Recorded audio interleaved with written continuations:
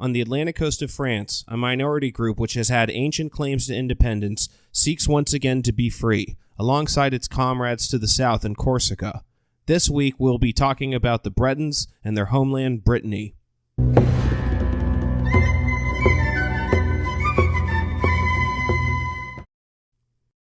The Bretons migrated from Celtic Britain around 500 AD, and by the 10th century they'd established an independent state, the Duchy of Brittany. The Bretons played off both the English and French dynasties during the Middle Ages as they fought for supremacy over the region. However, by the end of the Hundred Years' War in 1453, France was the dominant power over Brittany, and in 1547 the duchy was formally made part of the Kingdom of France. Breton nobles asserted a sense of autonomy well into the 18th century, citing a 1532 treaty as giving the region freedom from most taxes. During the French Revolution, the religious and rural Bretons formed a resistance movement called the Chouannerie against the anti-clerical policies of the central government and especially the levée en masse, the mass conscription of men into the new Republican army, and the movement gave the French Republic significant trouble from 1794 to 1800, when the revolt was crushed like the similar Vendée uprising to their south. The French government was merciless, drowning thousands of suspected traitors and clergy in national bathtubs, like the one at Nantes, the old feudal capital of Brittany.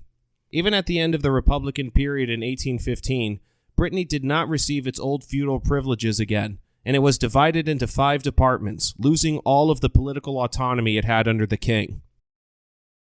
Modern Breton nationalism arose primarily in reaction to the imposition of compulsory schooling by the central government in 1870, which of course included the linguistic imperialism of teaching only true Parisian French to children. This threatened all of the regional languages and dialects of France, but Breton was uniquely vulnerable because of its depressed economic status. Shipbuilding and fishing continued to grow, but the agricultural population of Brittany shrank dramatically during the 19th century by emigration to the rest of France or abroad. The fight for more linguistic and political autonomy lasted into the 20th century and the World Wars, with a French education minister, Anatole de Monzy, declaring in 1925, "For the linguistic unity of France, the Breton language must disappear." Breton autonomy had significant support from those on the hard left and hard right, but during World War II, it was the right wing that gained the movement some infamy. After the quick end of the Battle of France in 1940, Breton politicians entreated the Germans to free Breton-speaking prisoners and support an independent state, weakening the French threat to Germany. Initially, Germany was interested in the offer and moved 60,000 Breton prisoners of war, as well as other linguistic minorities like Corsicans and Flemings, to nicer camps, freeing some of them before the official treaty with the new Vichy French state. Unfortunately for the Bretons, German policy towards France changed, and they were no longer interested in a puppet state in Brittany. The region remained part of the northern half of France that was directly occupied by the Nazis until liberation came in 1944.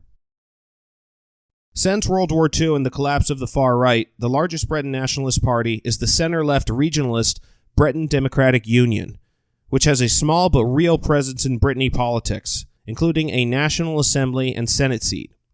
A survivor of the collaborationist period, Jean Foret helped form the violent wing of Breton nationalism, although instead of the reactionary language used in his youth, Foret couched the conflict in terms of anti-imperialism. Like their Corsican contemporaries, the Breton nationalist movement tried using violence to further their cause, mainly done by the Breton Liberation Front in a series of bloodless bombing attacks between the 60s and 90s. The most famous attack was the 1978 bombing of the Palace of Versailles, causing millions of dollars in damages to the priceless museum and injuring one guard. On the other hand, Breton nationalists like Alexis Gouvenec founded the Brittany Ferries Company in 1972 with a coalition of farmers to put their money where their mouth is and reinvigorate the economy of the region. In the midst of all these electoral, cultural, and violent protests, the French state finally made significant changes to its anti-Breton policies. Breton names, which had been banned since the Revolution, were allowed again in 1966. For local education, a 1975 law was passed giving Breton, among other minority languages, some breathing room against Parisian French in schools. Breton has still been shrinking since then, although there are some signs of a revival in young speakers which could save the language from extinction. Only about 200,000 people speak the language now, out of the population of 5 million of the former Duchy of Brittany. According to polls, and judging by the electoral success of Breton nationalist parties in France, it appears that no more than 1 in 6 Bretons wishes for more autonomy from France, and only a tiny minority favor full sovereignty. Unlike Corsica, it has no active nationally conscious majority, and thus it is unlikely that Breton nationalism will soon achieve its goal of returning to its old, cherished independence or its guarded autonomy. Still, just as with the linguistic revival, there seems to be an increase in interest in Breton independence, and Springtime of Nations supports its self-determination just like so many other captive nations. Long live Brittany, and may 1,000 flowers bloom.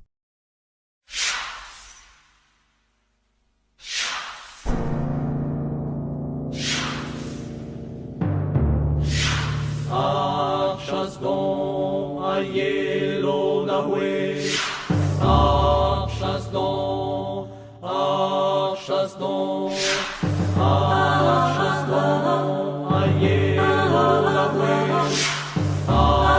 Chasse donc, chasse donc, chasse donc à yellow na way. Chasse donc, chasse donc, chasse donc à yellow na way. Chasse donc, chasse donc.